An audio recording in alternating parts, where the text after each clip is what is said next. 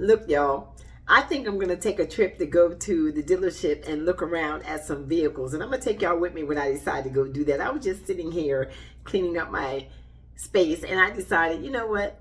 I'm ready to go look for a vehicle.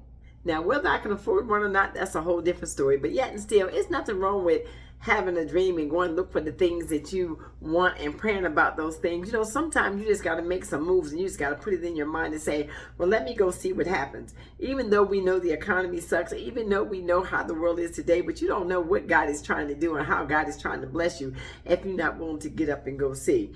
So as I was just sitting here thinking about that, I said, you know what, let me turn this camera on because somebody may be out there thinking of things that they may want and they may be afraid to go and try to apply for some of those things or even just go look at them and put a prayer on them. Sometimes you just got to go and put a prayer on some things and see what God has for you. Don't be afraid to do some things in this season because there are some blessings that are here for the children of God that are just yours for the taking.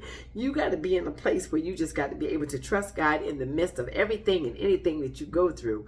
Because you know, fear can overtake us and fear can stop us from actually getting to our blessing and even getting to our destination. God said in his word he has expected in for us, but we got to be able to move by faith and not by fear. But you know, a lot of times we think of things and we be like, well, what if I make the wrong decision? What if it doesn't work? What if I end up doing something that can ruin my very credit or put me in debt or things of that nature, you know, and we let doubting Thomas begin to tell us a whole things that we can't have when God already told us that there's no good thing he would withhold from us. But are we ready, willing, and able to move in that place? Are we ready to move in a way that is looking as if to say we know who God is in our life and we know that he's not going to leave us nor forsake us even in the midst of everything that's going on?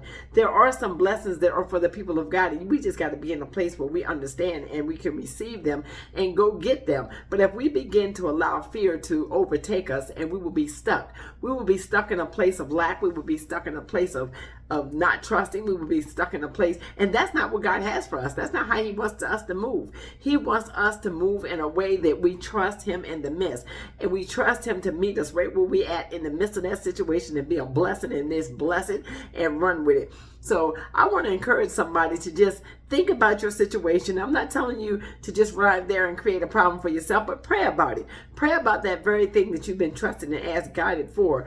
Pray about it and then begin to move in a way that you begin to trust the very God that you serve, that he will handle that situation. Because remember now, the word teaches us that everything belongs to God in the fullness thereof, and no good thing will he withhold from those that walk upright before the Lord. So, and he will make a way, and he is a provider. And if you know him to be those things, just go on out there and see exactly what it is that you can do about that very blessing that you've been asking God for, because you don't know. It may be already delivered to you. It's already yours. The word says if you can believe it, you can receive it. So can you believe it? Can you trust him? Can you believe him for today? Can you take him at his word? We got to get to a place where we can do just that, begin to take him at his word, and don't worry about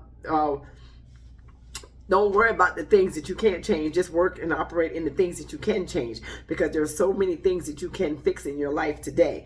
And I mean, I know that the way we're going now, people would say, be still, don't do nothing, don't move nothing, don't buy nothing, don't try to go out there and get nothing. But let me tell you this, you still got to live. You still got to live. You still got to be able to move around this earth. No matter what's happening in the earth, you still got to be able to live. You cannot be putting yourself in a place of fear, or a place of lack, or a place where you cannot take care of your family and you can't go nowhere or anything of that nature. So with that being said, I just wanted to make a short video to lay that on somebody's mind that may be thinking that because of what we're going through in the world today, that means the blessings of God are not falling on his people. They are still falling on God's people. And I'm just crazy enough to believe that God is going to do just what he said he's going to do in the midst, and he's still going to take care of us even through this. We've made it through some harder times than this. We made it through some rough times, but yet and still we still stand and we still made it, and we still was blessed in the midst. So what make us think that God is not going to bless us through this? He's still sitting high and looking low, and he's still in control.